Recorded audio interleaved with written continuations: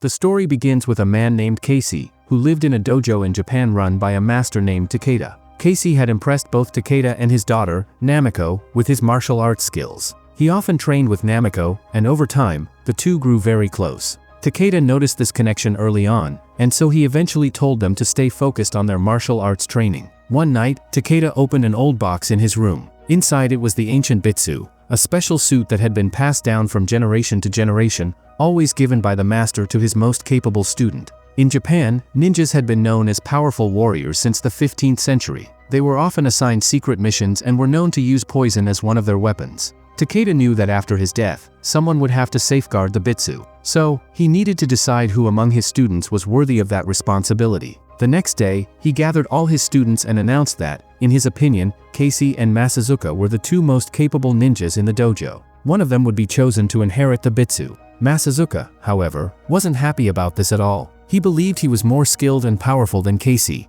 and on top of that, he was jealous of how close Casey and Namiko were becoming. On the other hand, Casey had been living in the dojo since childhood after losing his parents. Through sheer dedication and relentless training, he became one of the dojo's strongest students. From that day forward, both Casey and Masazuka began preparing for their upcoming match. Casey, in particular, trained late into the night every single day, surprising everyone with his discipline and determination. Then, one night before the fight, Masazuka tried to break Casey's spirit by bringing up painful memories from his past. But before things went too far, Takeda showed up. He saw what was happening and harshly scolded Masazuka for his behavior. The next morning, in front of all the students, Takeda made an announcement. There would be a match between Casey and Masazuka, and the winner would become the next heir to the dojo and the ancient weapon, Bitsu. As soon as the match began, Masazuka launched a brutal assault, fueled by the hatred he held inside. Takeda quickly realized what Masazuka was trying to do and ordered him to stop immediately. But Masazuka ignored the command.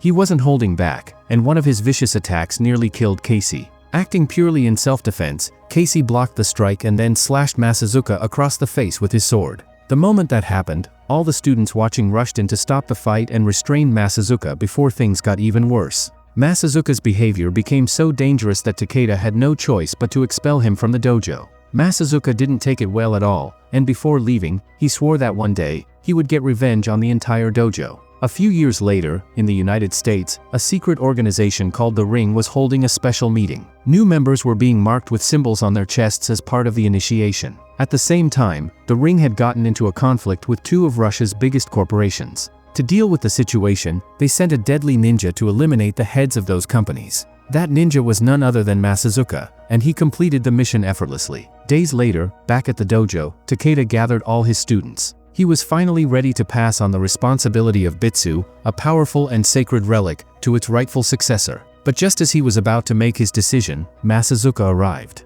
Masazuka demanded that Bitsu be handed over to him, but Takeda flatly refused and ordered him to leave at once. Before leaving, Masazuka warned him again, this wasn't over. He would return, and this time, he'd make them all pay. When Takeda heard those words, he immediately realized that an attack was coming soon. That's why he entrusted Casey with the responsibility of protecting Bitsu. In his eyes, only Casey could truly protect both Namiko and Bitsu. After that, Casey and Namiko traveled to New York with Bitsu. With help from Takeda's old friend, Professor Garrison, they managed to hide Bitsu inside a university. Meanwhile, Masazuka was preparing to launch his attack. But Takeda had already anticipated his move, and so he was ready, fully prepared and waiting for Masazuka to strike. Back in America, Casey seemed relaxed and unaware of what was about to happen. He spent his time talking with Professor Garrison and sharing stories from his childhood. But that very evening, Masazuka attacked the dojo. He slaughtered all the students in mere moments, then made his way to his master, Takeda. Masazuka had no idea that Bitsu was in New York, so his plan was to kill Takeda and take Bitsu for himself. However, it didn't take long for him to realize that he wasn't strong enough to defeat Takeda.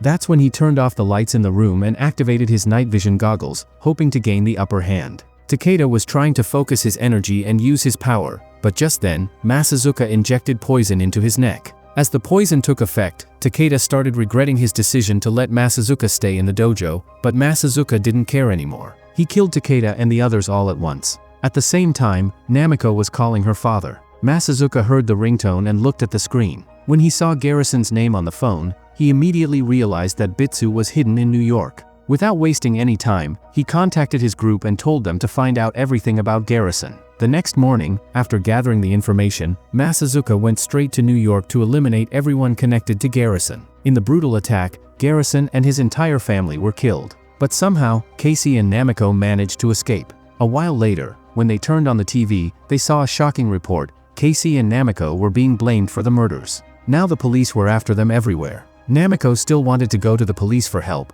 but Casey knew the truth. They wouldn't get a chance to explain. The police would lock them up without even listening, and Masazuka would use that opportunity to steal Bitsu easily. That's why, before anything else, they needed to hide Bitsu in a safe place. The next morning, when Casey opened his eyes, he couldn't find Namiko anywhere. He got really scared and immediately rushed to the market, where he finally spotted her. But the owner of the cafe had already seen their photo in the newspaper, so he was now watching them suspiciously. Just then, two men from the ring attacked them, but Casey easily defeated both. Soon, more people started chasing them, so to escape, Casey and Namiko quickly boarded a train. However, the attackers weren't giving up that easily. They began searching the entire train for them. Eventually, they found Casey and Namiko, and a fierce fight broke out inside the train. But both of them were skilled fighters and managed to defeat all the men from the ring. As soon as they got off the train to make their escape, the police surrounded them from all sides, arrested them on the spot, and took them to the station. During the interrogation, the police found it hard to believe what they said about Masazuka.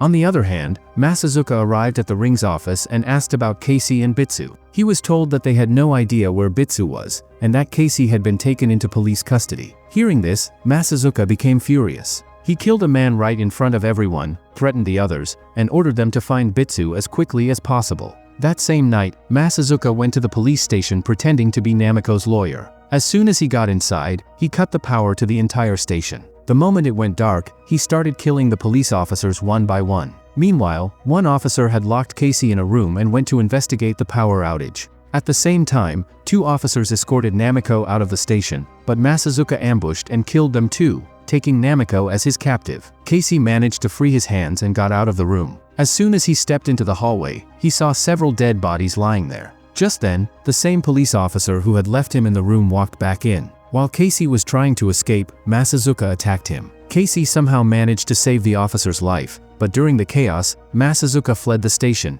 taking Namiko with him. Now that the police officer understood Casey was completely innocent, he let him go. Meanwhile, Masazuka was keeping Namiko hidden at a strange location. There, he told her the truth about Takeda's murder. Back on his own path, Casey managed to catch the cafe owner, who turned out to be a member of the criminal ring. Through him, Casey learned about the ring and its operations. Without wasting any time, he rushed to the ring's headquarters. After taking out a few guards, he captured the ring's leader, Anderson. Using Anderson's phone, Casey called Masazuka and made a deal. Masazuka would return Namiko in exchange for Bitsu. After the call, Casey headed straight to the university. There, he performed a ritual to honor Bitsu, then wore it for the very first time. But Anderson had already ordered his men to kill both Casey and Masazuka. Soon, Masazuka arrived at the location Casey had told him, bringing Namiko with him. As soon as he got there, Casey lowered the box containing Bitsu. He told Masazuka to free Namiko, but actually, the box was completely empty. Seeing this, Masazuka became furious. And right then, Casey stepped forward, now wearing Bitsu. But before their fight could begin, the ring's men attacked them. And so, all three of them, Casey, Masazuka, and Namiko, joined forces and fought the attackers together. Namiko was using a special bow and arrow that was kept in Bitsu, and together, the three of them easily wiped out all the men from the ring. After that, Masazuka and Casey started fighting each other. But during the fight, Masazuka used a pipe to stab Namiko with the same poison needle he had once used to kill Takeda. He also had the antidote to this poison, and he deliberately dropped it on the ground, right in front of Casey's eyes, just to torment him. Then Masazuka tried to attack Casey by vanishing using a special ninja technique. But Casey quickly countered with Takeda's own ninja technique and slashed Masazuka with a deep wound. Without wasting a second, he rushed to Namiko, who was now unconscious. That's when he remembered Takeda's words, that the sword of Bitsu can be used for both killing and protecting. He immediately opened the handle of his sword and pulled out the hidden antidote. After he gave it to Namiko to drink, she slowly regained consciousness. Before leaving, Casey finished off Masazuka for good. The next morning, a police officer came to meet them and informed them that both Casey and Namiko had been declared innocent in the murder of Garrison and his family. Also, the police had completely taken down the ring's operations by arresting Anderson. Soon after, both of them returned to Japan and took the responsibility of running the dojo. and that's where the story ends. If you had fun watching, smash that like button, hit subscribe, and drop your thoughts in the comments. I'd love to hear from you.